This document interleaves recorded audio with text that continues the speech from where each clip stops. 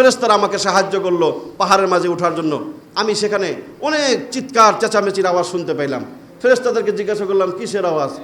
জাহান্নামীদের আর্তনাদ, চিৎকার চেঁচামেচির আওয়াজ এগুলো। আমাকে পাহাড়ের উপরে উঠানো হলো, সেখানে বিভিন্ন রকম পাপের শাস্তি আমাকে দেখানো হলো।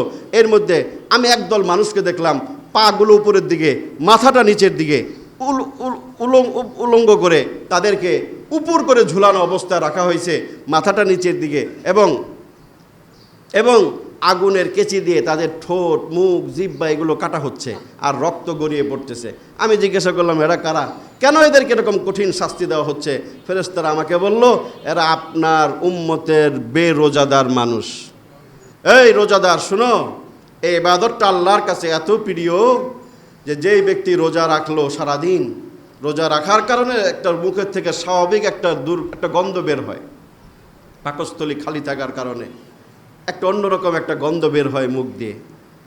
আল্লাহ রাসূল বলেন ওই ব্যক্তিকে আল্লাহ এতটা পছন্দ করেন, ভালোবাসেন রোজাদারকে, এটা বুঝাইতে যে রাসূল বলেছেন রোজাদারের মুখের দুর্গন্ধটা আল্লাহর কাছে মিন রিহিল মিস্ক, মেশকে আম্বর, সুগন্ধির মাঝে সবচেয়ে উত্তম সুগন্ধি বলা হয় মেশকে আম্বরকে। আল্লাহ রাসূল বলেন তোমাদের পৃথিবীতে সবচেয়ে উত্তম যে সুগন্ধি আছে মেশকে আম্বর, ওইটার চেয়েও বেশি ভালোবাসেন রোজাদারের মুখের দুর্গন্ধকে আল্লাহ পাক। বরকতপূর্ণ মাস, রহমতে ভরপুর একটি মাসের নাম হচ্ছে মাহে রমজানুল মোবারক। এই মাসে আল্লাহ পাক মুমিনদের জন্য সিয়াম সাধনাকে ফরজ করেছেন। কোরআনুল কারীমে আল্লাহ পাক ইরশাদ করেছেন ইয়া আইয়ুহাল্লাযীনা আমানু কুতিবা আলাইকুমুস সিয়ামু কামা কুতিবা আলাল্লাযীনা মিন ক্বাবলিকুম লাআল্লাকুম তাত্তাকুন। হে ঈমানদারগণ, তোমাদের উপরে রোজাকে ফরজ করা হয়েছে যেভাবে তোমাদের পূর্ববর্তীদের উপরে রোজা ফরজ করা হয়েছিল, যেন তোমরা মুত্তাকি হতে পারো। রোজা একটি সর্বপ্রাচীন একটি ইবাদতের নাম। সর্বকালে, সর্বযুগে, সর্বশরীয়তে রোজার বিধান ছিল। আদম আলাইহিস সালাম থেকে শুরু করে আমাদের নবী মুহাম্মদুর রাসূলুল্লাহ সাল্লাল্লাহু আলাইহি ওয়াসাল্লাম পর্যন্ত প্রত্যেক শরীয়তের মাঝেই রোজার বিধান ছিল। তবে বিভিন্ন সিস্টেম, বিভিন্ন পদ্ধতি, বিভিন্ন সংখ্যায় ছিল। সব নবীর শরীয়তে রোজার বিধান একই রকম ছিল না। আমাদের শরীয়তে মুহাম্মদীর মাঝেও রোজার বিধান এখন যেমন শুরুতে তেমন ছিল না। আগে এটি ঐচ্ছিক ছিল। রাসূল সাল্লাল্লাহু আলাইহি ওয়াসাল্লাম প্রতি মাসের 3টি রোজা রাখতেন। চাঁদের 13, 14, 15 তারিখ রোজা রাখতেন এবং ওনাকে দেখে সাহাবায়ে কেরামও রাখতেন। এর পরবর্তীতে আশুরার রোজাকে ফরজ করা হয়, আশুরার রোজা সেটা রাসূল রাখতেন এবং সাহাবীদেরকে রাখার নির্দেশ দিয়েছেন। এরপরে এই যে আয়াতটি আমি পড়লাম, এই আয়াতের মাধ্যমে রোজাকে ফরজ করা হয়েছে, তবে অপশন ছিল ওয়া আলাল্লাযীনা ইউতিকুনাহু ফিদিয়াতুন তাআমু মিসকিন। অপশন ছিল কারো যদি রোজা রাখতে কষ্ট হয়, তার যদি টাকা পয়সা থাকে, তাহলে সে ফিদিয়া দিয়ে, টাকা দিয়ে রোজা না রাখলেও চলতো। টাকা আছে, সে রোজার পরিবর্তে টাকা দিয়ে দিত। ফিদিয়ার সিস্টেম ছিল। তখন কেউ রোজা রাখতেন, আবার অনেকেই ফিদিয়া দিয়ে রোজা রাখতেন না, এরকম অবস্থা ছিল। এরপরে পরের পৃষ্ঠায় আল্লাহ পাক আরেকটা আয়াত নাজিল করেছেন ফামান শাহিদা মিনকুমুশ শাহরা ফালইয়াসুম। তোমাদের মাস থেকে যারা এই রমজান মাস পাবে তারা অবশ্যই যেন রোজা রাখে। ফালইয়াসুমহু, সে যেন অবশ্যই রোজা রাখে। এটা চূড়ান্ত বিধান রোজার। এই আয়াতের মধ্যে দিয়ে ওই ফিদিয়া দিয়ে, টাকা পয়সা দিয়ে রোজা না রাখার যে অপশনটা ছিল সেটা রহিত হয়ে গেছে। এখন এটা অবধারিত হয়েছে, অবশ্যম্ভাবী হয়েছে। প্রত্যেক মুমিন মুসলমান যে সুস্থ সবল প্রাপ্তবয়স্ক, তার উপর রোজা ফরজ। তার উপর আল্লাহ পাক রোজা ফরজ করে দিয়েছেন এই আয়াত নাজিলের মাধ্যমে। এরপরেও কিছুটা বিধানের মাঝে, রোজার সিস্টেম পদ্ধতির মাঝে কিছুটা ভিন্নতা ছিল। তখন শুরুর দিকে রোজাটা একটু কঠিন ছিল। রমজানের মাসের রোজার রাতে যেমন স্ত্রী সহবাস নিষিদ্ধ ছিল, পুরো 1 মাসের জন্য স্ত্রীর কাছে যাওয়া যেত না, এটা নিষেধ ছিল। এবং ইফতারের পরে যদি কখনো ঘুম চলে আসে, কেউ ঘুমায় যায়, তাহলে পরের দিনে রোজা শুরু হয়ে যেত। ইফতার পরে যদি কেউ ঘুমাইছে, তাহলে তার পরের দিনে রোজা শুরু হয়ে গেছে। তো এইভাবে দেখা গেছে 18-20 ঘন্টার রোজা হয়ে যেত। দীর্ঘ সময় রোজা রাখতে হইতো, মানুষ রাতের বেলা ঘুমাইলেই পরের দিনে রোজা শুরু হয়ে যেত। তো এইগুলো ছিল প্রথম দিকে। তখন আল্লাহ রাসূল সাল্লাল্লাহু আলাইহি ওয়াসাল্লাম আল্লাহর কাছে দোয়া করেছেন, অনেকের কষ্ট হচ্ছে, অসুবিধা হচ্ছিল, তখন আল্লাহ পাক বিধানটাকে আরো সহজ করে দিয়েছেন। এখন রোজার কথা আল্লাহ বলেছেন, সুম্মা তিম্মুস সিয়ামা ইলাল লাইল, তোমরা ফজর থেকে নিয়ে সুবহে সাদেক থেকে নিয়ে সূর্যাস্ত পর্যন্ত রোজা পরিপূর্ণ করো, এবং রোজার রাতে আল্লাহ পাক তোমাদের স্ত্রী সহবাসের অনুমতি দিয়েছেন। এই দুইটা সিস্টেম পরিবর্তন করে দিয়ে বর্তমান যে সিস্টেম আছে এই পদ্ধতিতে রোজাকে আল্লাহ পাক ফরজ করেছেন। এখন রোজার সূচনা হয় সকাল শুভে সাদেক থেকে নিয়ে, সকাল শুভে সাদেক থেকে রোজার সূচনা হয়, সূর্যাস্ত পর্যন্ত রোজার বিধান। এই সময়টুকুর মাঝে না খেয়ে থাকতে হয়, খানা পিনা, সকল প্রকার যৌনাচার ইত্যাদি বর্জন করার নামকে রোজা বলা হয়। তো এখন এই পদ্ধতিতে আল্লাহ পাক আমাদের উপরে রোজা ফরজ করেছেন, যেটা আগের তুলনায় অনেকটা সহজ করে দিয়েছেন আল্লাহ পাক। এবং আল্লাহ আয়াতে বলেছেন, ওয়া আন তাসুমু খায়রুল লাকুম, তোমাদের জন্য রোজা রাখা অনেক উত্তম, অনেক কল্যাণকর। যিনি বিধান দিয়েছেন তিনি বলতেছেন আন তাসুমু, তোমরা রোজা রাখো, খায়রুল লাকুম, এটা তোমাদের জন্য কল্যাণজনক, মঙ্গলজনক, অনেক উপকারী। দুনিয়ার দৃষ্টিকোণ থেকেও উপকারী, আখিরাতের দৃষ্টিকোণ থেকেও উপকারী। রোজা রাখলে দুনিয়াবি কী ফায়দা, ডাক্তারদেরকে জিজ্ঞাসা করেন, দেখবেন তারা বলে। ইন্টারনেটে সার্চ দিবেন, রোজার উপকারিতা পাবেন। 12 মাসের মধ্যে 1 মাস খানাপিনা বর্জন করা, এটার দ্বারা দৈহিক কী উপকার হয় সেটা তো এখন প্রমাণিত। বিজ্ঞান, সায়েন্স বলতেছে যে 1 মাস যদি কেউ দিনের বেলা না খেয়ে থাকে, বেশ কিছু সময় যদি সে পাকস্থলীকে যদি খাদ্য প্রাণী থেকে বিরত রাখে, এটা তার জন্য শারীরিকভাবে স্বাস্থ্যের জন্য অনেক উপকারী। এটা পরীক্ষিত এবং প্রমাণিত। আর পরকালীন যে ফায়দাগুলো, দুনিয়া আখিরাতের যে ফায়দা, যেটা আমরা মুসলমান হিসেবে আমাদের দৃষ্টিভঙ্গি যেটা থাকা উচিত, যে আল্লাহর এই বিধানের মাঝে কি ফায়দা, কি ফজিলত, কি গুরুত্ব, কি তাৎপর্য আল্লাহ রেখেছেন, সেটাই একজন মুমিন মুসলমানের দৃষ্টিভঙ্গি হওয়া উচিত। কতগুলো গুরুত্ব ফজিলতের কথা তুলে ধরবো, যে এই রমজানের সিয়াম সাধনার দ্বারা আমাদের কি গুরুত্ব আছে এবং এর মাঝে কি ফজিলত, তাৎপর্য, কল্যাণ নিহিত আছে, সেই বিষয়ে আলোচনা করার চেষ্টা করব ইনশাআল্লাহ। 1 নম্বরে যেমন রমজানের সিয়াম সাধনার ফজিলত, আল্লাহ রাসূল সাল্লাল্লাহু আলাইহি ওয়াসাল্লাম বলেছেন যে কেউ যদি রমজানের সিয়াম সাধনা করে তাহলে আল্লাহ পাক তার পিছনে সকল পাপগুলো মোচন করে দেয়। রমজান পাপ মোচনের একটি মাস, পাপ পঙ্কিলতা থেকে নিজেকে মুক্ত করা, পরিষ্কার করা, পুত পবিত্র হওয়ার একটি মাস মাহে রমজানুল মোবারক। তো রমজানের সিয়াম সাধনা সম্পর্কে আল্লাহ রাসূল সাল্লাল্লাহু আলাইহি ওয়াসাল্লাম বুখারী শরীফের হাদিসে বলেছেন, মান সামা রমাদানা ঈমানাহু ওয়া ইহতিসাবা গুফিরা লাহু মা তাকদ্দামা মিন যামবিহি। আল্লাহ রাসূল বলেন, যেই ব্যক্তি রোজা রাখলো, মান সামা রমাদান, যে ব্যক্তি রমজানের রোজা রাখলো, ঈমানান ওয়া ইহতিসাবান, ঈমানের সাথে, পরিপূর্ণ বিশ্বাসের সাথে, যেটা আমার আল্লাহর দেওয়া বিধান, ফরজ বিধান, ঈমান, পূর্ণ ইয়াকিন, বিশ্বাসের সাথে যে রোজা রাখলো, ওয়া ইহতিসাবা, প্রতিদান প্রাপ্তির আশায়, যে আল্লাহ রোজা রাখলে আমাকে প্রতিদান দিবেন, পুরস্কার দিবেন, এই প্রত্যাশা নিয়ে, এই আশা নিয়ে যারা রোজা রাখলো, গুফিরা লাহু মা তাকদ্দামা মিন যামবিহি, রাসূল বলেন তার পিছনের সকল গুনাহ আল্লাহ মাফ করে দিবেন। পিছনের সকল গুনাহ মাফ করবেন, কবিরা সগীরা কোনো পার্থক্য করা হয় নাই। যদি সাথে সাথে ইস্তেগফার থাকে, তওবা থাকে, তাহলে সিয়াম সাধনা একজন মানুষের জীবনের সকল কবিরা সগীরা গুনাহগুলো নিশ্চিহ্ন করে দেয়। আমাদের কারো বয়স 20, 30, 40, 50, 60, 70 হয়ে গেছে, জীবনে পাপের কোনো হিসাব আমাদের নাই। অনেক পাপ থেকে আমরা নিজেকে মুক্ত করতে পারি নাই, মুক্ত রাখতে পারি নাই, পাপ পঙ্কিলতায় নিমজ্জিত। তো এটা থেকে নিজেকে পরিষ্কার করার সুবর্ণ সুযোগ হিসাবে আল্লাহ আমাদেরকে রমজান মাস দিয়েছেন। যদি আমরা মনে করি না আমি গুনাহগার, আমার দ্বারা গুনাহ হয়, আমার শরীরের পশমের চেয়েও আমার গুনার পরিমাণ অনেক বেশি, এটা মুছতে হবে, গুনাহ থেকে নিজেকে পুত পবিত্র বানাইতে হবে, যদি এটা আমরা মনে করি, তাহলে আপনার আমার জন্য সুবর্ণ সুযোগ রমজানুল মোবারক। 1 নম্বর করণীয়, আল্লাহর জন্য সিয়াম সাধনা করা, রোজা রাখা। এটার 1 নম্বর ফজিলত হচ্ছে যে আল্লাহ আপনার পিছনের গুনাহ মোচন করবেন, নিশ্চিহ্ন করবেন, এই ঘোষণা রাসূল দিয়েছেন। অতএব পূর্ণ ইয়াকিন বিশ্বাসের সাথে প্রতিদান প্রাপ্তির আশায় যদি আমরা 1 মাসের সিয়াম সাধনা করি, আল্লাহ পাক আমাদের জীবনে গুনাহগুলো মোচন করে দেবে। এটা চারটিখানি কথা না, এটা সামান্য কোনো কথা না যে এই ইবাদতের মাধ্যমে আল্লাহ পাক আমাদের গুনাহগুলো নিশ্চিহ্ন করবেন, গুনাহগুলো মুছে দিবেন। যেই গুনার খবর আপনার আমার নাই, কোথায় কখন কি গুনাহ করছি মনে নাই, হিসাব নাই, কিন্তু সব লিপিবদ্ধ আছে।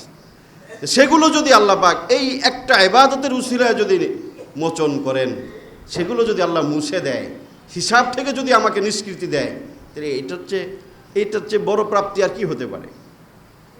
এটা আমরা মাথায় রাখবো যে এটা আল্লাহ আমাকে সুযোগ দিয়েছেন, মেহেরবানি করে নিয়ামত, রমজানের নিয়ামত আল্লাহ পাক আমাদেরকে দিয়েছেন। এর হক আদায় করে আমরা যদি রোজা রাখি, আল্লাহ পাক আমাদের পিছনের গুনাহগুলো আল্লাহ পাক ক্ষমা করবেন। 2 নম্বর, রোজা রাখলে কি গুরুত্ব এবং কি ফজিলত আমাদের হবে। আল্লাহ রাসূল সাল্লাল্লাহু আলাইহি ওয়াসাল্লাম সম্পর্কে বলেছেন, রোজাদারকে আল্লাহ পাক অত্যাধিক ভালোবাসেন। সব ইবাদত করলে আল্লাহ পছন্দ করে, ভালোবাসে। কিছু কিছু ইবাদত আছে যে ইবাদতগুলো আল্লাহ পাক অনেক অনেক বেশি ভালোবাসেন, পছন্দ করেন। আছে না? সব ইবাদত তো সমান না, সব ইবাদতই আল্লাহর কাছে পছন্দের, আল্লাহর কাছে প্রিয়। তবে কিছু কিছু ইবাদত বন্দেগী আছে বিশেষ, যেগুলো করলে আল্লাহ পাক বেশি খুশি হয়, বেশি পছন্দ করেন, বেশি ভালোবাসেন। এর মধ্যে একটা হচ্ছে রোজা। রোজা ইবাদতটা করলে আল্লাহ ওই ব্যক্তিকে খুব ভালোবাসেন, খুব পছন্দ করেন, অত্যাধিক ভালোবাসেন।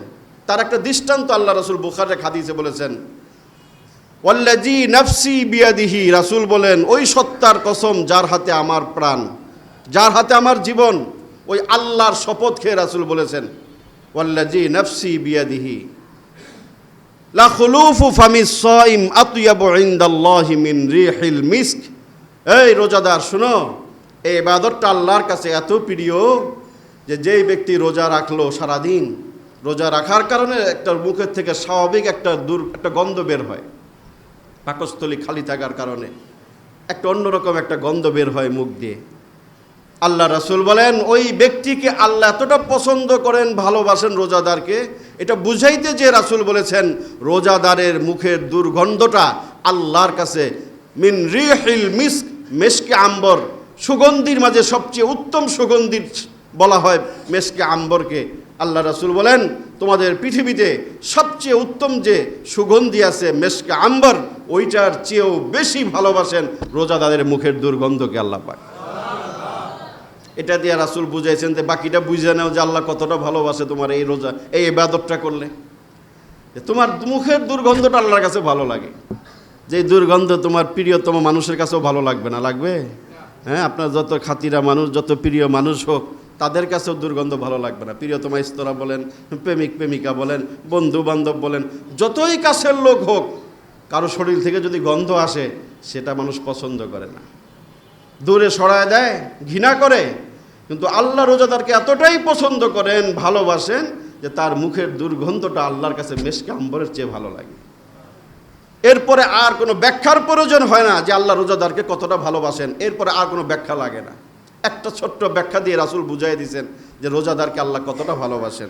আল্লাহ পাক আমাদেরকে রোজার মতো গুরুত্বপূর্ণ ইবাদত সম্পাদন করার তৌফিক দান করেন। 3 নম্বর ফজিলত, ফজিলত যে আল্লাহ রোজাদারের জন্য রহমত বর্ষণ করেন এবং ফেরেশতারা রোজাদারদের জন্য দোয়া করতে থাকেন। রোজাদারের জন্য ফেরেশতারা দোয়া করে, আল্লাহ রহমত বরকত নাজিল করে। এটাও সহিহ সনদে বর্ণিত একটা হাদিস। আল্লাহ রাসূল সাল্লাল্লাহু আলাইহি ওয়াসাল্লাম বলেছেন, ইন্নাল্লাহা আযজা ওয়া জাল্লা ওয়া মালাইকাতুহু ইউসাল্লুনা আলাল মুতাসাহহিরিন ওয়া তুস্তাগফারু লাহুমুল মালাইকাতু হাত্তা ইফতির। রোজাদারদের জন্য সব মাখলুক দোয়া করে। বিশেষভাবে এই হাদিসের মাঝে আল্লাহ রাসূল বলেছেন, ইন্নাল্লাহা ওয়া মালাইকাতুহু ইউসাল্লুনা আলাল মুতাসাহহিরিন। দেখেন, রোজা এমন একটা ইবাদত, এই ইবাদতটা আমরা শুরু করি সাহরি খেয়ে। কী খাই? সাহরি খেয়ে শুরু করি না? সাহরি খাচ্ছেন, এটা খাবার খাচ্ছি, উদ্দেশ্য কি? রোজা রাখবো। এই রোজার উদ্দেশ্যে খাওয়াটাও কতটা বরকতপূর্ণ, কতটা ফজিলতপূর্ণ হয়ে গেছে চিন্তা করেন। এই ইবাদতটা এত গুরুত্বপূর্ণ যে এটার সাথে রিলেটিভ সংশ্লিষ্টতা, যেই বিষয়ের সাথে এটার সাথে সংশ্লিষ্ট হয়েছে, ওই জিনিসটারই মূল্য বেড়ে গেছে। যেমন রোজার জন্য সাহারি খাইলাম, সারা বছর আমরা খাই না? সকালে খাই, দুপুরে খাই, রাতে খাই, আরও কত টাইমে কত কিছু খাই, কোনো খাবারের ফজিলতের কথা আসে নাই। কিন্তু রোজার উদ্দেশ্যে আপনি খাবেন সাহারি।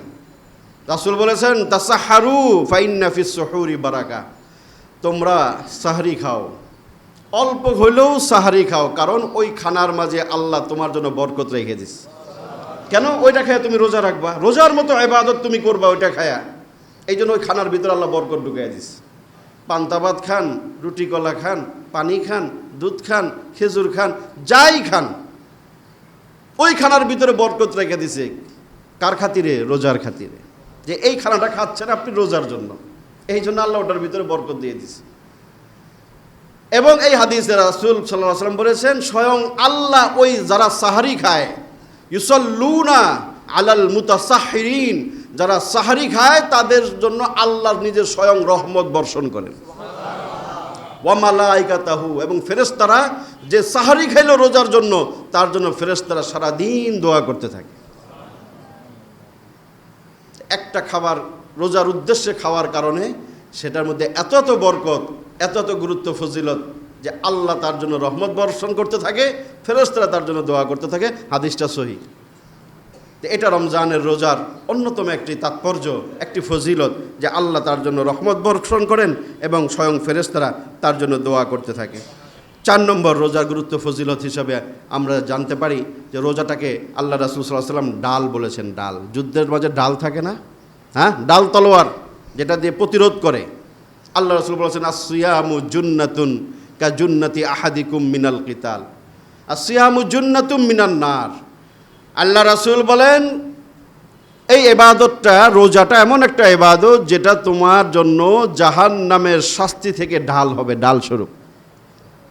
জাহান্নামের শাস্তি প্রতিরোধ করার মতো সক্ষমতা আল্লাহ পাক এই ইবাদতটাকে দিয়েছেন। এই রোজার মতো ইবাদতের ভিতরে আল্লাহ পাক এমন শক্তি, পাওয়ার রেখেছেন যে এইটা আপনার জন্য জাহান্নামের সকল শাস্তি প্রতিরোধকারী। এটা রাসূল বলে গেছেন। কোন ইবাদত সম্পর্কে কথা বলেন না যে এটা ডাল, এটা তোমাকে জাহান্নাম থেকে ফিরাবে, জাহান্নামের শাস্তি থেকে তোমাকে রক্ষা করবে, অন্য কোনো ইবাদত সম্পর্কে আমরা পাইনি। রোজা সম্পর্কে রাসূল এই কথা বলছেন, জুন্নাতুম মিনান নার, জাহান্নামের আগুন, জাহান্নামের সকল শাস্তি থেকে প্রতিরোধকারী ডাল হচ্ছে রোজা। এরপরে রাসূল বুঝাইছেন কা জুন্নাতি আহাদিকুম মিনাল কিতাল, যেভাবে যুদ্ধের সময় তোমরা ডাল ব্যবহার করো আত্মরক্ষার জন্য, সেরকম জাহান্নাম থেকে আত্মরক্ষার জন্য ডাল হচ্ছে তোমার রোজা। অতএব জাহান্নাম থেকে যদি বাঁচতে চান, জাহান্নামের আগুন শাস্তি থেকে যদি আমরা বাঁচতে চাই, রোজার ইবাদতের বিকল্প নাই, রোজার বিকল্প নাই। রোজাকে আল্লাহ ডাল বানায় দিয়েছেন যে জাহান্নামের শাস্তি থেকে বাঁচতে হলে তুমি রোজা রাখো, এটা তোমাকে জাহান্নামের শাস্তি থেকে হেফাজত করবে, প্রতিরোধ করবে। আল্লাহ পাক আমাদেরকে রোজার মতো ইবাদতগুলো গুরুত্ব সহকারে আদায় করার তৌফিক দান করেন। রোজার আরেকটি ফজিলত, আল্লাহ রাসূল সাল্লাল্লাহু আলাইহি ওয়াসাল্লাম বলেছেন রোজা হচ্ছে রোজাদারের জন্য সুপারিশকারী। হাসরের মাঠে সুপারিশ লাগবে, যে কেউ সুপারিশ করতে পারবে না, নির্দিষ্ট অনুমতি সাপেক্ষে সুপারিশ করবেন, রাসূল করবেন। কিছু কিছু বান্দাকে আল্লাহ সুপারিশের অনুমতি দিবেন, কারণ আল্লাহ পাক কোরআনে নিজেই বলেছেন 3 নম্বর পারায় আয়াতুল কুরসির ভিতরে, মান যাল্লাযী ইয়াশফাউ ইনদাহু ইল্লা বিইজনি, সেদিন কার ক্ষমতা আছে যে আল্লাহর সামনে সুপারিশ করবে? আল্লাহ নিজেই বলেছেন মান, কে আছে, কার ক্ষমতা আছে, কার শক্তি আছে সেদিন আল্লাহর সামনে দাঁড়িয়ে সুপারিশ করবে? কারো নাই, আল্লাহর অনুমতি ছাড়া কারো হবে না। ইল্লা বিইজনি, আল্লাহ যাকে অনুমতি দিবেন, পারমিশন দিবেন, সে শুধুমাত্র সেদিন সুপারিশ করতে পারবে। তা রাসূল সুপারিশ করবেন, কিছু কিছু বান্দাকে আল্লাহ সুপারিশের অনুমতি দিবেন, আবার কিছু কিছু আমলকে, বান্দার কিছু আমলকে আল্লাহ পাক সুপারিশের অনুমতি দিবেন। এর মধ্যে অন্যতম একটি আমল হচ্ছে রোজা। আল্লাহ রাসূল সাল্লাল্লাহু আলাইহি ওয়াসাল্লাম বলেন আসসিয়ামু ওয়াল কুরআন ইয়াশফাআনি লিল আবদি ইয়াউমাল কিয়ামাহ, রোজা এবং কোরআন বান্দার জন্য কিয়ামতের দিন সুপারিশকারী হবে। সেদিন রোজা এবং কোরআন আল্লাহর সামনে সুপারিশকারী হিসেবে আবির্ভূত হবে। রোজা বলবে রব্বি ইন্নী মানাতুহু তাআম ফিন নাহার ফাশাফি'নি ফি, আল্লাহ আমি এই ব্যক্তিকে, এই মানুষটাকে দিনের বেলা রোজার দিন আমি তাকে খাইতে দেই নাই, মানে আতুহুত তাআম ওয়াশ-শারাব, আমি তাকে খানা পিনা করতে দেই নাই রোজার দিন। আল্লাহ সে আমাকে হেফাজত করছে, রোজার মাসে রোজা রাখছে। ফাশাফিয়ানি ফিহি, আল্লাহ এই লোকের ব্যাপারে, এই রোজাদারের ব্যাপারে আপনি আমার সাক্ষী কবুল করেন। কোরআন বলবে রব্বি ইন্নী মানাতুহুন নাউম ফিল লাইল, আল্লাহ সারাদিন রোজা রাখার পরে রাতের বেলা তারাবি পড়ছে, সে আমাকে দাঁড়ায় দাঁড়ায় কোরআন শুনছে, কোরআন পড়ছে, সে তারাবি ছাড়ে নাই, আমি কোরআনকে পরিত্যাগ করে নাই। ফাশাফিয়ানি ফিহি, আপনি মেহেরবানি করে আমার সুপারিশ কবুল করেন। দুইজনে দুইটা সুপারিশ করবে, একই হাদিস, দুইটা সুপারিশের কথা এখানে পাশাপাশি বলছে, কারণ রমজান আর কোরআন পাশাপাশি অঙ্গাঙ্গিভাবে জড়িত। দুইজন সুপারিশ করার পরে কি হবে? রাসূল বলেন ফায়ুশাফফাআন, কোরআন এবং রোজা এমন শক্তিশালী সুপারিশকারী যে রাসূল বলেন দুইজনের সুপারিশ আল্লাহ কবুল করে সুপারিশকারীকে আল্লাহ জান্নাত দিবে। এদের সুপারিশ আল্লাহ কবুল করবেন, গ্রহণ করবেন, এই কথা রাসূল বলে গেছেন। সুপারিশ তো কতজনেই করে, কতজনেই করবে, গ্রহণযোগ্য হবে কিনা সেই গ্যারান্টি নাই, কিন্তু এই দুটা সুপারিশ গ্রহণযোগ্য হবে এই গ্যারান্টি দিয়ে গেছেন রাসূল সাল্লাল্লাহু আলাইহি ওয়াসাল্লাম। যদি আপনি রমজান মাসে সিয়াম সাধনা ঠিক মতো করেন, রোজা আপনার পাশে দাঁড়াবে সুপারিশকারী হিসাবে, শক্তিশালী সুপারিশকারী হবে, তার সুপারিশ গ্রহণ হবে। অতএব সেই হাসরের কঠিন মাঠে যদি সুপারিশ পাইতে হয় তাহলে সুন্দর মতো রোজা রাখার চেষ্টা করুন, রোজার হক আদায় করে রোজা রাখার চেষ্টা করুন, তাহলে এই রোজা আপনার জন্য হাসরের মাঠে সুপারিশকারী হিসেবে আবির্ভূত হবে। রোজার আরেকটি গুরুত্বপূর্ণ ফজিলত হচ্ছে, রোজা যারা সুন্দর মতো রোজাগুলো আদায় করবে, সিয়াম সাধনা করবে, আল্লাহ রাসূল সাল্লাল্লাহু আলাইহি ওয়াসাল্লাম এক হাদিসে বলে গেছেন হাসরের মাঠে আল্লাহ পাক নিজের কুদরতি হাতে তাদেরকে পানি পান করাবে। রোজা রাখলে সাধারণত মানুষ পানি পিপাসার্ত হয়, তৃষ্ণার্ত হয়, পানির পিপাসা লাগে, ক্ষুধা লাগে। কঠিন গরমের সময়ও যারা এরকম তৃষ্ণা, পানির পিপাসার কষ্ট সহ্য করে যারা রোজা রাখে, এক হাদিসের মাঝে আল্লাহ রাসূল বলেছেন হাসরের মাঠে আল্লাহ পাক নিজের কুদরতি হাতে সেই রোজাদারকে পানি পান করায় দিবে, আল্লাহর হাতে পানি পান করাবেন। আরেকটি গুরুত্বপূর্ণ ফজিলত হচ্ছে, রোজাদার যারা রোজা সিয়াম সাধনা করে, আল্লাহ পাক রোজাদারদের দোয়া কবুলের ঘোষণা দিয়েছেন। আমাদের দোয়া কবুল হয় কি হয় না তার কোনো নিশ্চয়তা নেই, কিন্তু রোজাদারের দোয়া কবুল হয় এই বিষয়ে একাধিক হাদিসে আল্লাহ রাসূল সাল্লাল্লাহু আলাইহি ওয়াসাল্লাম বলেছেন যে এটা এমন একটা গুরুত্বপূর্ণ ইবাদত, আল্লাহর কাছে পছন্দের ইবাদত, যে এই ইবাদতে বান্দা যতক্ষণ নিয়োজিত থাকে ততক্ষণ আল্লাহ ওই বান্দার দোয়া কবুল করে। তো রোজাদারের দোয়া কবুল হয়, বিভিন্ন রকম হাদিস আসছে। এক হাদিস আসছে রোজাদারের জন্য প্রতিদিন একটা দোয়া কবুল হয়। আরও কিছু হাদিসে আসছে রোজাদারদের যে কোনো দোয়া আল্লাহ পাক কবুল করেন, এবং ইফতারের সময় রোজাদারের দোয়া কবুল করেন, এই মর্মে একাধিক হাদিস বর্ণিত হয়েছে সহিহ সনদে। ইফতারের সময় সারাদিন শেষে যখন বান্দা ইফতার সামগ্রী নিয়ে বসে, ওই সময় বান্দা আল্লাহর কাছে যে দোয়াগুলো করে, আল্লাহ পাক ওই সময়টাকে খুব পছন্দ করেন, ওই দৃশ্যটাকে। সারাদিন রোজা রাখার পরে সামনে খাবার পানীয় নিয়ে বসে আছে, কিন্তু সে মুখে নিচ্ছে না, খাবার খাচ্ছে না, আমি আল্লাহর ভয়ে। ওই দৃশ্যটাকে আল্লাহ পাক খুব পছন্দ করেন। ফেরেশতাদের সাথে গর্ব করে বলেন, দেখো আমার বান্দার সামনে খাবার আছে, খাবার মুখে তুলে নেওয়ার শক্তি সামর্থ্য আছে, কিন্তু সে খাচ্ছে না, আমি আল্লাহর ভয়ে। অতএব ওই সময় বান্দা আল্লাহর কাছে যে দোয়া করে রোজাদার, সেই দোয়াগুলো আল্লাহ পাক কবুল ও মঞ্জুর করেন। এটা একটা সুবর্ণ সুযোগ আমাদের জন্য, দোয়া কবুলের মাস মাহে রমজান, এবং রোজাদারদের দোয়া কবুলের ঘোষণা রাসূল সাল্লাল্লাহু আলাইহি ওয়াসাল্লাম দিয়ে গেছেন। তো এটা রোজার অন্যতম একটি গুরুত্ব এবং ফজিলত। এবং রোজার আরেকটি গুরুত্ব তাৎপর্য হচ্ছে, রোজাদার যারা যারা রোজা রাখে, সিয়াম সাধনা করে, এই ইবাদতটা তাকে জান্নাতে প্রবেশ করাবে, এই ইবাদতটা তাকে জান্নাতে প্রবেশ করাবে।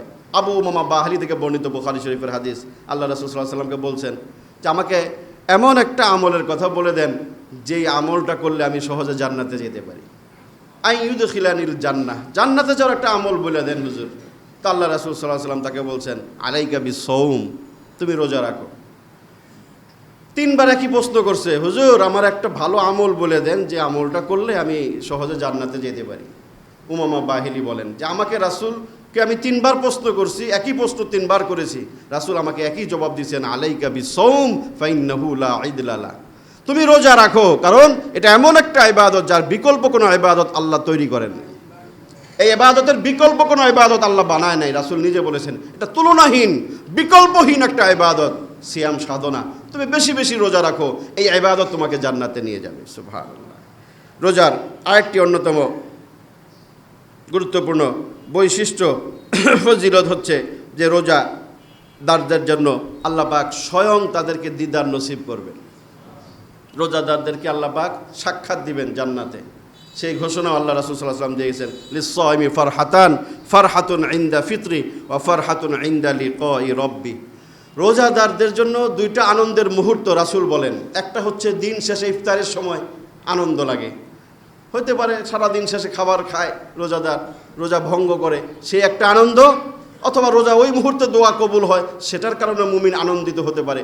আরেকটা আনন্দের কথা রাসূল বলেছেন, ইনদা লিকাই রাব্বি, যেদিন রোজাদারদেরকে আল্লাহ পাক জান্নাতে তার দিদার নসিব করবেন, সেদিন রোজাদারদের অত্যন্ত আনন্দিত হবে। রোজাদারদের চূড়ান্ত আনন্দের দিন, খুশির দিন হবে আল্লাহ পাক জান্নাতে রোজাদারদেরকে যে দিদার নসিব করবেন, সাক্ষাৎ নসিব করবেন। তো সেটা রোজার অন্যতম একটি গুরুত্বপূর্ণ ফজিলত। এবং জন্য আল্লাহ পাক জান্নাতের একটা বিশেষ তরুণ গেট নির্মাণ করেছেন। বুখারী শরীফের হাদিসে আল্লাহ রাসূল বলেছেন যে জান্নাতের ভিতরে রোজাদারদের সম্মানে আল্লাহ পাক বিশেষ একটা তরুণ গেট নির্মাণ করে রেখেছেন। ওটা দিয়ে শুধুমাত্র রোজাদাররা প্রবেশ করবে, অন্য কারো সেখানে ঢোকার সুযোগ নাই, প্রবেশ করার সুযোগ থাকবে না। শুধুমাত্র কেবলমাত্র দুনিয়াতে যারা সিয়াম সাধনা করছে, রোজাগুলো সুন্দরভাবে যারা সম্পাদন করছে, তাদেরকে সেদিন আইনাস সাইমুন, সেদিন আহ্বান করবেন ফেরেশতারা, ডাকবেন, এই রোজাদার কারা, আইনাস সাইমুন, রোজাদার কারা, দাঁড়াও। তা হাসরের মাঠে যারা দুনিয়াতে ঠিকঠাক মতো রোজা রাখছে সবাই দাঁড়ায় যাবে যে আমরা রোজা রাখছি দুনিয়ায়, রোজার মাসে আমরা রোজা রাখছি, রোজা ভাঙি নাই। যারা সেদিন দাঁড়াবে রোজাদার, আল্লাহ রাসূল বলেন ওদেরকে বিশেষ যে রাইয়ান নামক গেট আল্লাহ পাক তৈরি করেছেন, ওই গেট দিয়ে তাদেরকে জান্নাতে প্রবেশ করায় দিবে। এরপরে গেট বন্ধ করে দিবে, ওখান থেকে আর কেউ ঢুকতে পারবে না। এটা শুধুমাত্র রোজাদারদের বিশেষ সম্মানে আল্লাহ পাক সেই গেটটা নির্মাণ করেছেন। এবং রোজার অন্যতম একটি গুরুত্বপূর্ণ পুরস্কার হচ্ছে, আল্লাহ রাসূল সাল্লাল্লাহু আলাইহি ওয়াসাল্লাম বলেছেন, আস-সাওমুলি, হাদিসটা হাদিসে কুদসি, আল্লাহর বক্তব্য রাসূল বর্ণনা করেছেন, আস-সাওমুলি ওয়া আনা আজজি বিহি। এমন একটা কথা আল্লাহ বলেছেন রোজা সম্পর্কে যে এই রোজাটা হচ্ছে আমার জন্য, রোজার ইবাদতটা আমার জন্য, সব ইবাদতই আল্লাহর জন্য, কিন্তু এই ইবাদত সম্পর্কে আল্লাহ বিশেষ ঘোষণা দিয়েছেন, আস-সাওমুলি, এটা আমার জন্য বান্দা সম্পাদন করে। আমার ভয় ছাড়া কোনো বান্দার পক্ষে রোজার মতো ইবাদত সম্পাদন করা সম্ভব না। সব ইবাদতের একটা বাহ্যিক রূপ আছে, আকার আকৃতি আছে, দেখা যায়, কিন্তু রোজা এমন একটা ইবাদত যার কি নাই, বাহ্যিক কোনো আকার আকৃতি নাই, দেখা যায় না। দেখা যায়? হ্যাঁ, এই যে এনে কত কত মানুষ এইছেন, কারা রাখছে কারা রাখে নাই বোঝা যায়? সবাই তো ভাবলো এসে রাখছি রোজা, ঠিক না? আর কেউ যদি না রাখা থাকে এটা ধরার কোনো উপায় আছে? কোনো উপায় নেই, বোঝা যাবে না। আর যে রাখছে এটাও কোনো বোঝার কোনো উপায় নেই। লেখা আছে আমি একজন রোজাদার, লেখা আছে। হ্যাঁ, আমি হুজুর মানুষ বয়ান করতেছে না, আমি রোজা রাখছি, এটা কোনো গ্যারান্টি আছে? তো এটা এমন একটা ইবাদত দেখা যায় না, বোঝা যায় না, কোনো আলামত নাই, গোপন, অদৃশ্য, নিরাকার। এই জন্য আল্লাহ বলেছেন আস-সাওমুলি, এই ইবাদতটা কেবলমাত্র আমার জন্যই বান্দা সম্পাদন করে।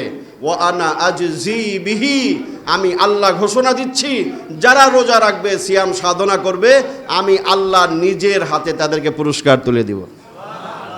কোনো ইবাদত সম্পর্কে আল্লাহ এই ধরনের কথা বলেন নাই।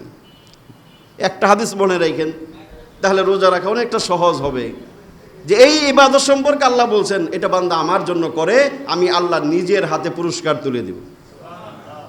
ওয়া আনা আজজি বিহি।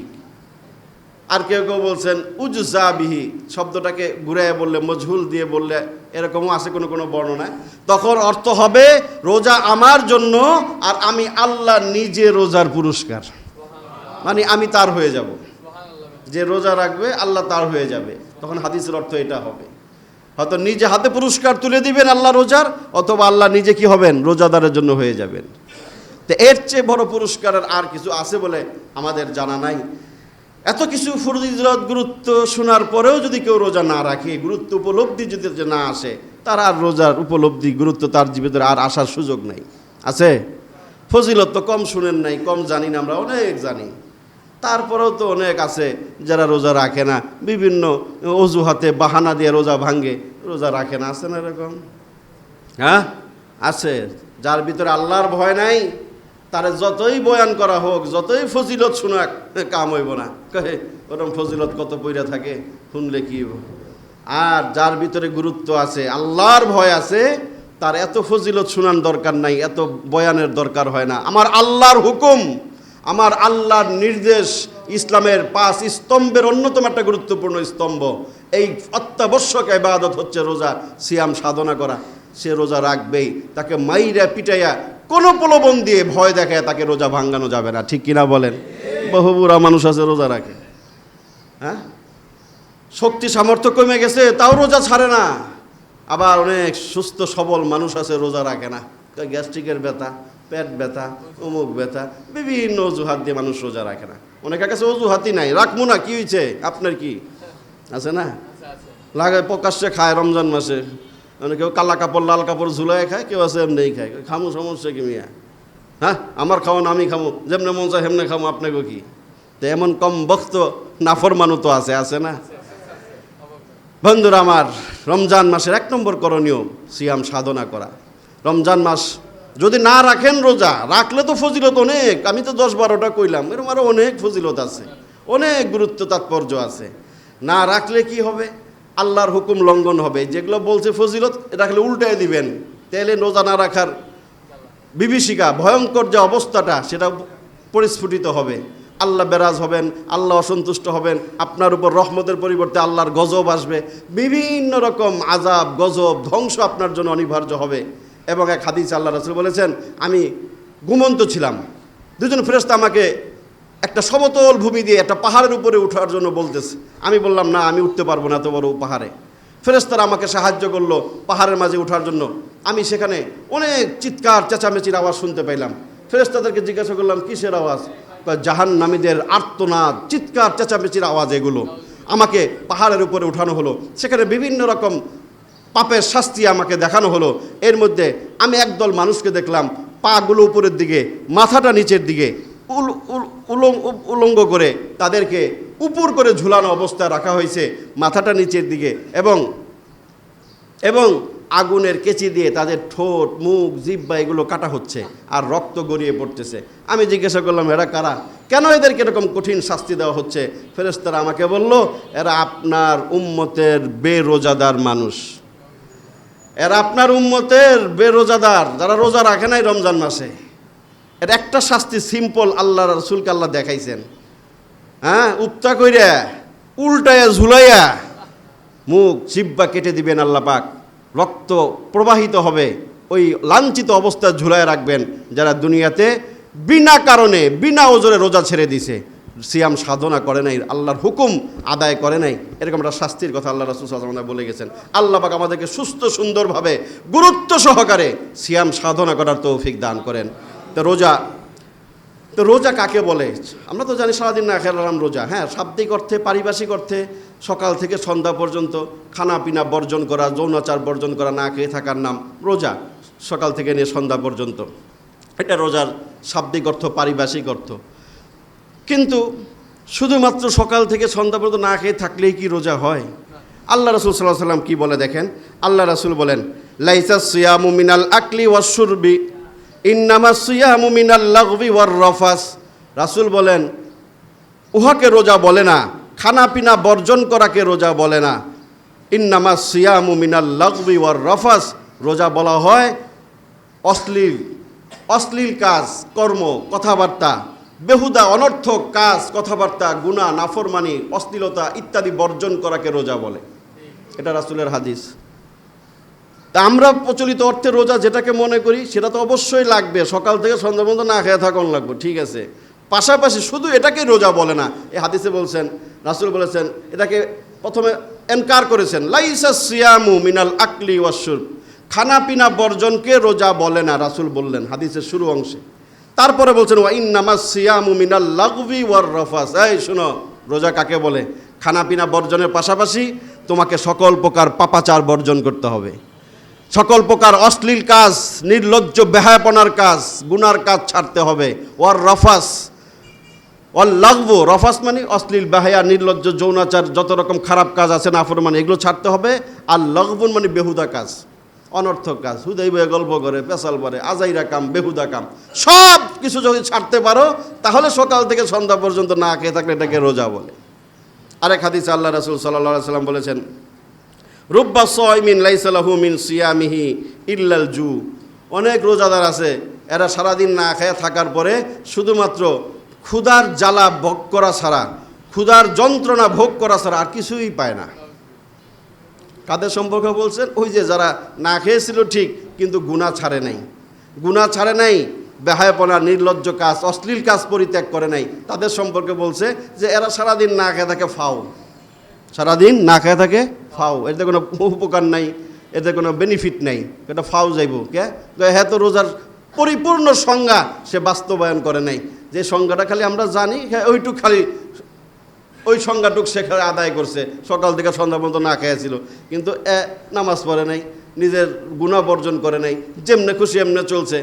এক হাদিসে তো আল্লাহ রাসূল সাল্লাল্লাহু আলাইহি ওয়াসাল্লাম স্পষ্ট বলছে, মাল্লাম ইয়াদা কাউলা যুর ওয়াল আমালা বিহি ফালাইসা লিল্লাহি হাজাতুন আন ইয়াদা তাআমাহু ওয়া শারাবা। বুখারী শরীফের হাদিস, 6 নম্বর হাদিস। রাসূল বলেন ওই ব্যক্তির রোজা রাখার দরকার নাই, ওই ব্যক্তির রোজা রাখার, মাল্লাম ইয়াদা কাউলা যুর ওয়াল আমালা বিহি, যে ব্যক্তি রোজা রাখা মিথ্যা কথা ছাড়ে নাই, মিথ্যা কাজ ছাড়ে নাই, গুনার কাজ ছাড়তে পারে নাই। রাসূল এই হাদিসে স্পষ্ট করে সতর্কবাণী উচ্চারণ করছেন যে এই তোমার রোজা রাখার দরকার নাই, তুমি রোজা রেখে গুনাহ ছাড়তে পারো না, নাফরমানি ছাড়তে পারো না, বেহুদা কাজ, অশ্লীল কাজ ছাড়তে পারো না, তোমার রোজা রাখার দরকার নাই। রাসূল বুখারীর হাদিসে স্পষ্ট করেই বলছেন। অতএব মিলাবেন, শুধু মিলাবেন যে আমার রোজাটা পরিপূর্ণ হচ্ছে কিনা, যেই রোজার নির্দেশ শরীয়ত আমাকে দিয়েছে, আল্লাহ দিয়েছেন, রাসূল দিয়েছেন, ওই রোজার ভিতরে আমি আছি কিনা, আমার দ্বারা সেই ধরনের রোজার সম্পাদন হচ্ছে কিনা, এটা শুধু মিলাবেন। নাহলে আপনার সারাদিনের শ্রম পণ্ড শ্রম হবে, বেহুদা অনর্থক হবে, সেটার কোনো বেনিফিট আপনি পাবেন না। তাহলে রোজাটা কিভাবে কাটাবো? 1 নম্বর রোজার করণীয় হবে যে আমাদের শরীরের সকল অঙ্গ প্রত্যঙ্গের হেফাজত করতে হবে, শরীরের সকল অঙ্গ প্রত্যঙ্গের গুনাহ ছাড়তে হবে। যদি আপনি রোজাকে টিকাইতে হয়, যদি রোজাকে গ্রান্টেড করতে হয়, গ্রহণযোগ্য বানাইতে হয়, শরীরের সকল অঙ্গ প্রত্যঙ্গের গুনাহ ছাড়তে হবে। মনোযোগ দিয়ে শুনেন, চোখের গুনাহ ছাড়তে হবে, চোখ দিয়ে যত রকম গুনাহ হয়, মোবাইল, টিভি, ভিসিআর রমজান আরও বেশি করে দেখে, কেন? ছেড়ে দেন না 1 মাসের জন্য, পারলে সারা জীবনের জন্য ছেড়ে দেন। চোখের দিয়ে যেগুলো দেখতে শরীয়ত নিষেধ করছে সেগুলো বর্জন করতে হবে। রোজা রেখে সারাদিন মোবাইল দেখলেন, হ্যাঁ, নাচ গান দেখলেন, সিনেমা দেখলেন, নাটক দেখলেন, খেলা দেখলেন, যা খুশি দেখতেই আছেন সারাদিন। সে তোমার রাসূল কাছে তোমার রোজা রাখার দরকার নেই, তোমার রোজা রাখার দরকার নেই, তুমি মোবাইল টিপো। চোখের গুনাহ ছাড়তে হবে রোজা রেখে, মুখের গুনাহ ছাড়তে হবে। রোজা রেখে যা খুশি তাই বলতে পারবেন না, আল্লাহ যা বলতে বলছে তাই বলবেন, এর বাইরে কিছু বলা যাবে না। রোজা রেখে গীবত করতেছে, মিথ্যা কথা কইতেছে, পরনিন্দা, পরচর্চা করতেছে, এই সব কিছু বন্ধ করতে না পারলে রোজা রাখার দরকার নাই।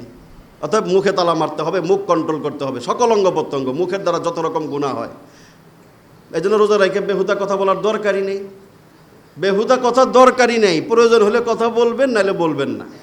মুখটাকে আল্লাহর জিকিরে নিয়োজিত রাখবেন, তাহলে দেখবেন আর বেহুদা কথা মুখ দিয়ে বের হবে না।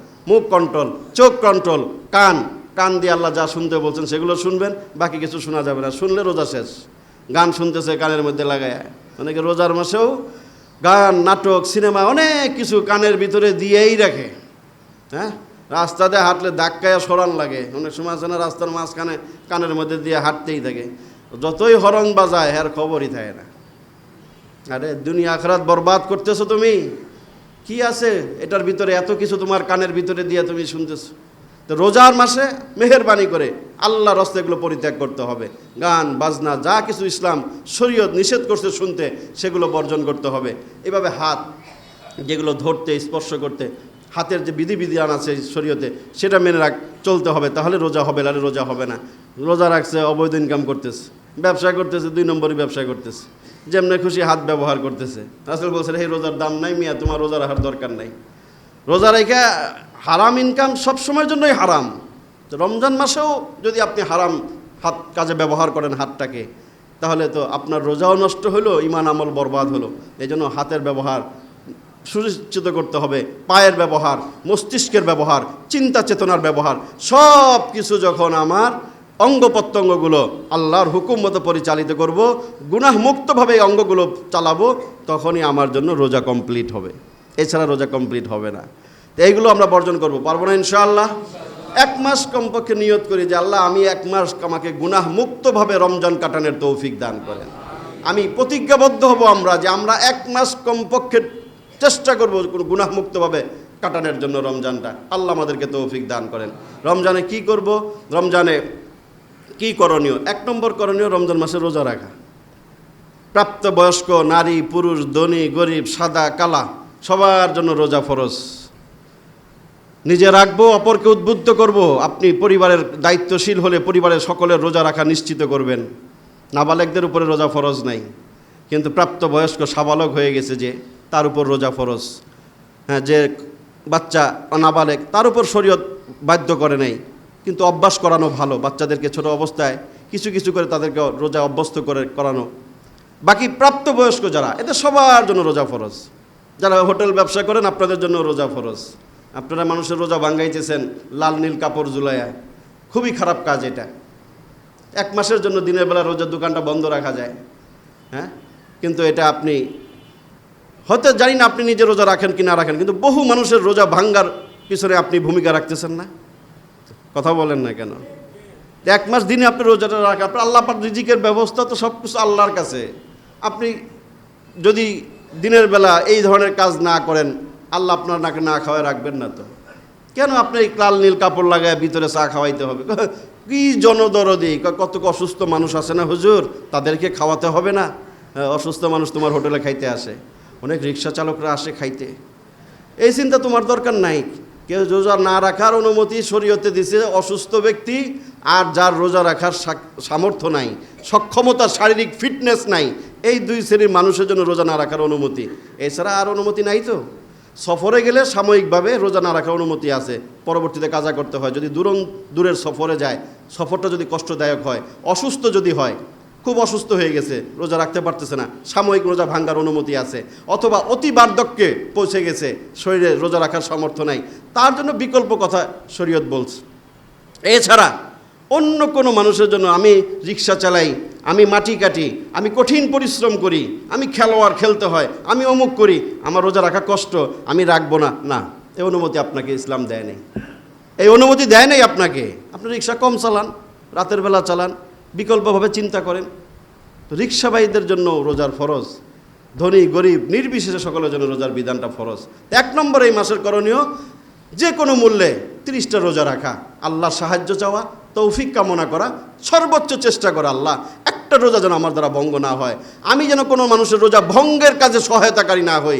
পারলে মানুষকে রোজা রাখার বিষয়ে আমি সহায়তা করতে, কোনো মানুষকে পারলে রোজা রাখার বিষয়ে আপনি সহযোগিতা করেন, কাউকে ইফতার করান, কাউকে সাহরি খাওয়ান, রোজা রাখার বিষয়ে সহযোগিতা করেন, রোজা ভাঙ্গার বিষয়ে সহযোগিতা করেন না। 1 নম্বর করণীয় রোজা রাখা এই মাসে।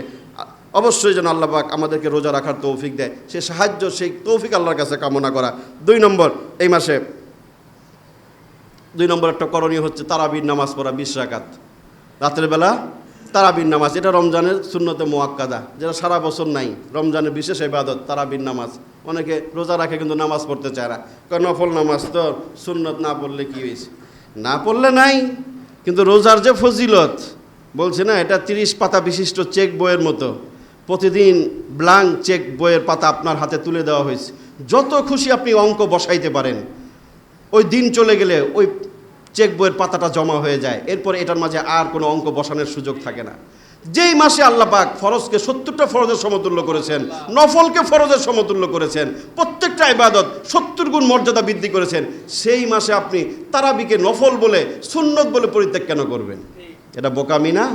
হ্যাঁ, 20 রাকাত তারাবিতে 40টা সেজদা, কতগুলো রুকু, কতগুলো বৈঠক, কতগুলো তাসবিহ, কতগুলো কোরআন তেলাওয়াতের শ্রবণ করা, এই সুবর্ণ সুযোগ আপনি কেন মিস করবেন? হ্যাঁ, ইউটিউব ফেসবুকে কিছু কিছু দেখে বিভিন্ন জায়গায় ঝগড়া লাগায় দেয়, 8 রাকাত না 4 রাকাত না 10 রাকাত। আরে দূর, এত বেজাল, তারাবি পড়বো না। একদল কয় এত গন্ডগোলের মধ্যে তারাবি পড়ন লাগবো না। এই আপনার সিদ্ধান্ত, আপনি কি করবেন এটা আপনার সিদ্ধান্ত। অনেকে দেখছি 8 রাকাত পড়েই দৌড় দেয়।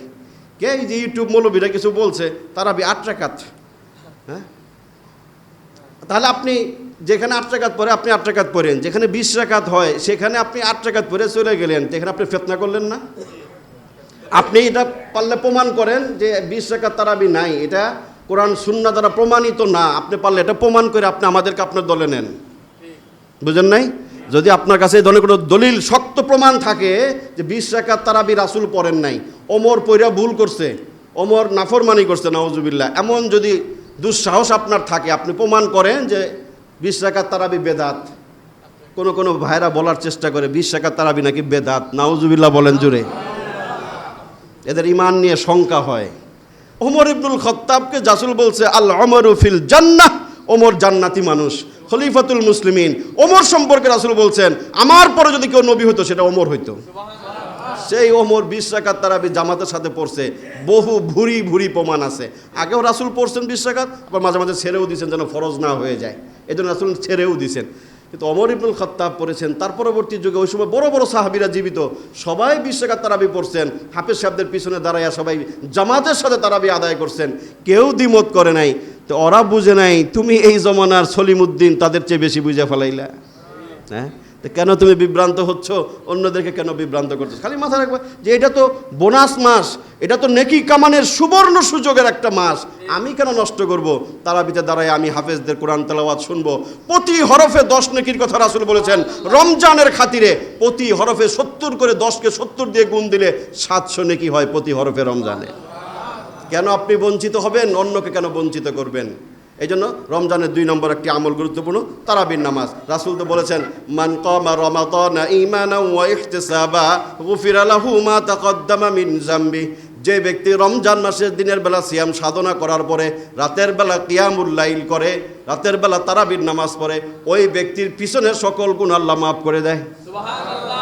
এটাও সহিহ হাদিস, বুখারীর হাদিস। এই জন্য তারাবির গুরুত্ব আছে। একটা মাসই তো সারা বছর কোরআন পড়তে পারেন না, শুনতে পারেন না, এক মাসে একটা সুযোগ আল্লাহ করে দিছে, কাজে লাগান। এটাকে নিয়ামত মনে করে শরীক হওয়ার চেষ্টা করেন, মনোযোগ দিয়ে গভীরভাবে কোরআন শোনার চেষ্টা করেন। কোরআন মর্মস্পর্শী একটা কিতাব, যে কিতাবের তেলাওয়াত শুনলে মানুষের মন বিগলিত হয়, অন্তর বিগলিত হয়। এটার থেকে কেন মাহরুম হব? আল্লাহ পাক আমাদেরকে সেই আমল করার তৌফিক দান করেন। এবং রমজানে আরেকটি করণীয়, 5 ওয়াক্ত নামাজ জামাতে পড়বো। পারবো না ইনশাআল্লাহ? 1 ওয়াক্ত নামাজ ছাড়বো না, ছাড়বো না, জামাতের সাথে পড়বো ইনশাআল্লাহ। একটু প্র্যাকটিস করি, সমস্যা কি? নামাজ তো পড়বই রমজানে, এটা জামাতের লগে পড়ে হেলাই। সকালবেলা ফজরের সময় সেহরি খাই, সাথে সাথে মসজিদে চলে আসবো, এসে ফজর নামাজ জামাত পড়ে একটু ঘুমাবো, দিন শুরু করব। এরপরে সারা দিন যত 5-4 ওয়াক্ত নামাজ বাকি আছে সবগুলো নামাজ জামাতের সাথে পড়ার চেষ্টা করবো ইনশাআল্লাহ। রমজানের আরেকটি গুরুত্বপূর্ণ ইবাদত হচ্ছে বেশি বেশি কোরআন পড়বো। রমজানের করণীয়গুলো বলতেছি, বর্জনীয় বলছি আগে। কোরআন শরীফ বেশি পড়বো। কোরআন নাজিলের মাস না? কোরআন নাজিলের মাস। যারা পারেন আলহামদুলিল্লাহ, আপনি সৌভাগ্যবান, কোরআন পড়েন বেশি বেশি রমজানে, দিনে রাতে। রাসূল রমজানে সবচেয়ে বেশি কোরআন পড়তেন। হাদিসে আছে বুখারীতে, রাসূল রমজানে জিবরিল রাসূলের কাছে আসতেন, রাসূল জিবরিলকে কোরআন শোনাইতো, আবার জিবরিল রাসূলকে রমজানে বেশি বেশি কোরআন শোনাইতো, একজন একজনের শোনাইতো। এই জন্য যারা পারেন বেশি বেশি কোরআন পড়েন। পারেন না, আল্লাহর হস্তে রমজানে আপনি কোরআন শিখার শপথ নেন। বয়স হয়ে গেছে 60-70, কোনো সমস্যা নাই, আসেন, ওয়েলকাম। আপনি শুধু শিখার মানসিকতা সৃষ্টি করেন, নিয়ত করেন আল্লাহ আমি শিখতে চাই, অবশ্যই আল্লাহ আপনাকে শিখার তৌফিক দিবেন। কোরআন না শিখা কবরে যায়েন না, অনুরোধ করে গেলাম। কোরআন না শিখে কবরে যায়েন না, যেমনে পারেন আপনি শিখেন। আপনার ভিতরে যখন টেনশন শুরু হবে, আপনি শিখার জন্য আলেমদের কাছে যাবেন, হাফেজদের কাছে যাবেন। আমরা আপনাদের জন্য সবসময় প্রস্তুত, কিন্তু গরজ আগ্রহটা আপনার ভিতরে থাকতে হবে যে না, আমি কোরআন না শিখা কবরে যাবো না। আল্লাহ তুমি আমার এই কোরআন না শিখার আগে মৃত্যু দিও না। কারণ আল্লাহ যদি জিগায় কিরে কোরআন পারস, তখন কি জবাবটা দিবেন? এই প্রশ্ন করবেই আল্লাহ। কারণ কোরআন 3টা হক। 1 নম্বর হক হচ্ছে কোরআন সহি শুদ্ধভাবে পড়তে জানা। 2 নম্বর হক কোরআনে আল্লাহ কি বলছেন সেটা বুঝা, অনুধাবন করা। 3 নম্বর হক কোরআনে আল্লাহ যাহা বলেছেন তাহা নিজের জীবনে বাস্তবায়ন করা। 3 হকের কোনো হকের মধ্যে আমরা অনেকে নাই, ঠিক না? কোরআন পড়তেই জানে না, পড়তে গেলে দাঁত ভাঙ্গা যায়, আউযুবিল্লাহ বিসমিল্লাহ পড়তে পারে না। হুজুররা পড়বো না, কোরআন কি হুজুর গলিগা? হ্যাঁ, কোরআন নাজিল হয়েছে হুজুর গলিগা? আপনার আমার সকল মুমিন মুসলমানের জন্য, কথাটা মনে রাখবেন। এরপরে কোরআন বুঝতে হবে।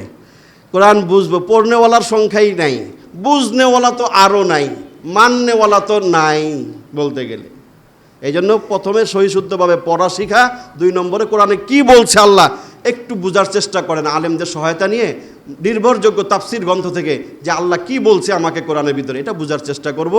এরপরে ওই অনুযায়ী জীবন চালানোর চেষ্টা করব ইনশাআল্লাহ। তো রমজানের অন্যতম একটি ইবাদত হচ্ছে বেশি বেশি কোরআন তেলাওয়াত করা। আরেকটি ইবাদত হচ্ছে বেশি বেশি আমরা রমজানে বেশি আমরা তওবা ইস্তেগফার করব। এটা গুনাহ ক্ষমার মাস, বেশি বেশি আল্লাহর কাছে ক্ষমা চাবো, তওবা ইস্তেগফার বেশি করা। আরেকটি ইবাদত হচ্ছে রমজানে বেশি বেশি দোয়া করা। রমজান দোয়া কবুলের মাস, হুজুর নিয়ে দোয়া করার দরকার নাই, আপনার দোয়া আপনি করবেন। সাহারির সময় দোয়া কবুল হয়, হ্যাঁ, ইফতারির সময় দোয়া কবুল হয়, সারাদিন বিভিন্ন সময় দোয়া করতে পারি। আরেকটি ইবাদত রমজানের তাহাজ্জুদ পড়া। সারা বছর তাহাজ্জুদ পড়তে পারি নাই, রমজানে সাহরি খাওয়ার জন্য উঠি, মাত্র 2, 4, 5, 6 রাকাত নামাজ পড়া যায় ইচ্ছা করলে, লাগে না 10 মিনিটের মধ্যেই পড়া যায়। ইচ্ছা করলেই পারবেন, নিয়ত করেন যে আল্লাহ রমজানে 30টা দিন একটু তাহাজ্জুদ পড়ি, হ্যাঁ, সাহরি খাওয়ার জন্য উঠি, 10 মিনিট আগে উঠি, 10 মিনিট আমি 2, 4, 6 রাকাত যতটুকু পারি একটু তাহাজ্জুদ পড়ার চেষ্টা করবো ইনশাআল্লাহ। এবং রমজানে আরেকটি গুরুত্বপূর্ণ ইবাদত হচ্ছে রমজানে দান সদকার ইবাদত করা। আল্লাহ রাসূল সাল্লাল্লাহু আলাইহি ওয়াসাল্লাম, বুখারী শরীফে আয়েশা থেকে বর্ণিত হাদিস, আল্লাহ রাসূল সাল্লাল্লাহু আলাইহি ওয়াসাল্লাম সম্পর্কে বলেছেন, কানা রাসূলুল্লাহি সাল্লাল্লাহু আলাইহি ওয়াসাল্লাম আজওয়াদান নাস ওয়া কানা আজওয়াদু মা ইয়াকুনু ফি রমাযান হিনা ইয়ালকাহু জিবরিল। রাসূল উম্মতের মধ্যে সবচেয়ে বড় দানশীল ছিলেন। সুবহানাল্লাহ বলবেন না? এটা রাসূলের বুখারীর হাদিস। সবচেয়ে বড় দানশীল ছিলেন, এত দান করতেন রাসূল। এবং রমজান যখন আসতো ওকানা আজওয়াদু মা ইয়াকুনু ফি রমাযান, রমজান আসলে রাসূলের দানশীলতা আরও বেড়ে যেত। রাসূলের দানশীলতা রমজানে আরও বেড়ে যেত। প্রবাহিত বাতাসের মতো হাদিসে আসছে, প্রবাহিত বাতাস যেমন সব জায়গায় পৌঁছে, যে জানলা দরজা বন্ধ করে রাখছে সেই ঘরেও যায়, যে ঘরের জানলা দরজা খোলা সেই ঘরেও বাতাস প্রবেশ করে। রাসূলের দানশীলতা রমজানে এত বাড়ত, রাসূল দানশীলতার সম্পর্কে হাদিসে আসছে প্রবাহিত বাতাসের মতো হয়ে যেত রাসূলের দান। অতএব প্রতিদিন কিছু না কিছু দান করার অভ্যাস করা। পারবো না ইনশাআল্লাহ? যাদের উপর জাকাত ফরজ, ফিতরা, জাকাত এগুলো তো রমজানে অবধারিত একটা বিষয়, সেটা তো আমরা দিবই। এছাড়াও নফল দান সদকা, রাসূলের উপরে জাকাত ফরজ ছিল বলে এমন কোনো হাদিস আমরা পাইনি।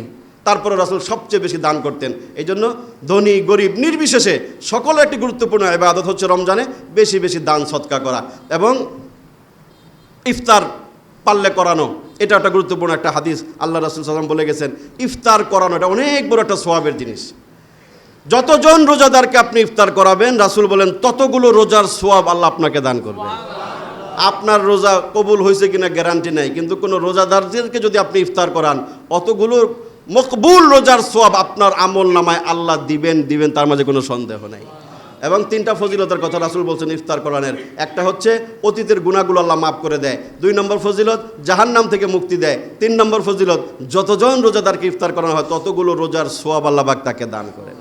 অনেক সাহাবী কইছে, হুজুর আমরা তো গরিব মানুষকে ইফতার করানোর মতো সামর্থ্য আমাদের নাই। রাসূল বলেন, 1 ডোক দুধ, 1 কাপ দুধ দিয়ে, শরবত দিয়ে, খুরমা খেজুর, সামান্য কিছু দিয়েও যদি তোমরা এই আমলটা করো, আল্লাহ তোমাদেরকে 3টা ফজিলতই দান করবেন। সুবহানাল্লাহ। আল্লাহ পাক রমজানের গুরুত্ব তাৎপর্য উপলব্ধি করে মাহে রমজানকে আল্লাহ পাক আমাদেরকে গুনাহমুক্তভাবে ইবাদতের মাঝে কাটানোর তৌফিক আল্লাহ পাক আমাদেরকে দান করেন।